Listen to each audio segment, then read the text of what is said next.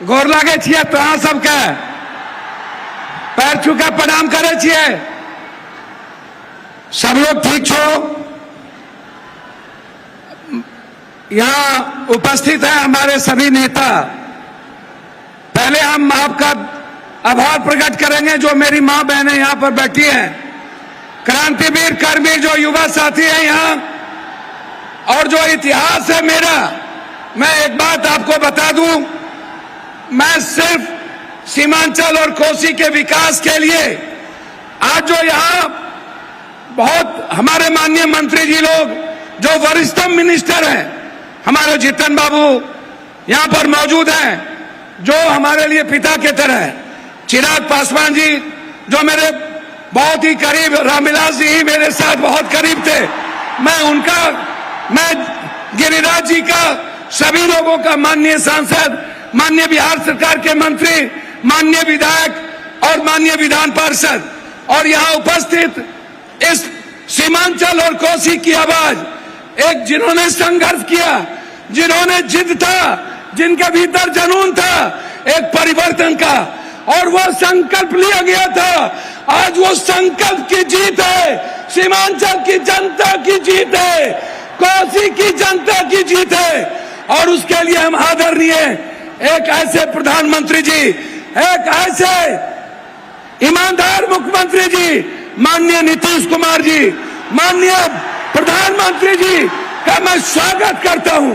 मैं धन्यवाद देता हूं दिल के गहराइयों से कि आपने हमारे सपनों में साथ दिया, आप हमारे उम्मीद के साथ खड़े हुए और आप हमारे विश्वास की ताकत बने।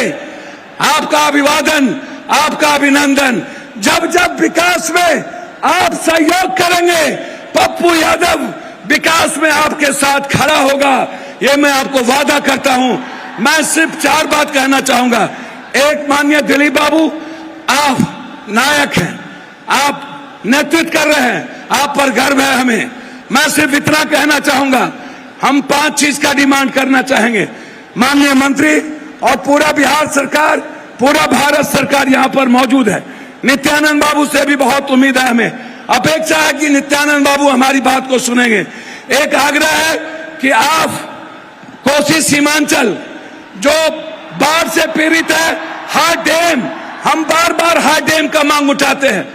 आप इस कोसी सीमांचल के बाढ़ से मुक्ति के लिए हार्ड डैम पर, नित्यानंद बाबू आपकी ताकत है, आप होम मिनिस्टर हैं, हाई डैम कई बार आप बोल चुके हैं, हम हाई डैम आपसे डिमांड करेंगे।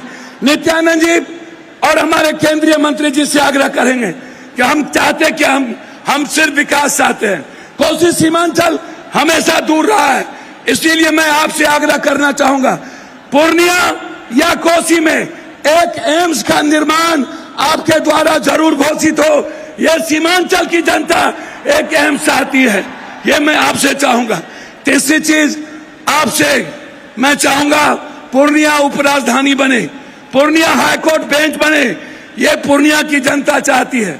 मैं बहुत डिमांड नहीं करूंगा, लेकिन यह हमें गर्व होगा कि आप सब लोग इस पूर्णिया की जनता की आवाज के सहयोग बने। मैं इन्हीं शब्दों के साथ एक आग्रह करूंगा आपसे कि पूर्णिया में एक इंटरनेशनल स्टेडियम की घोषणा हो, एक ऐसा स्टेडियम जो भारत में आके खेले। मैं इन्हीं शब्दों के साथ मैं पुनः आपसे यह आग्रह करते हुए कि आपने मखान पर और तिलकुट पर 18% और मखान पर अब 5% आपने जीएसटी लगाया है। भीख मांगते हैं कि मखान जो मेरी ताकत है, आप कम से कम मखान पे 10 फैक्ट्री और मक्का जो हमारी जीवन की ताकत है उस पे 10 फैक्ट्री, मखान और तिलकुट पर आप जीएसटी खत्म कर दें।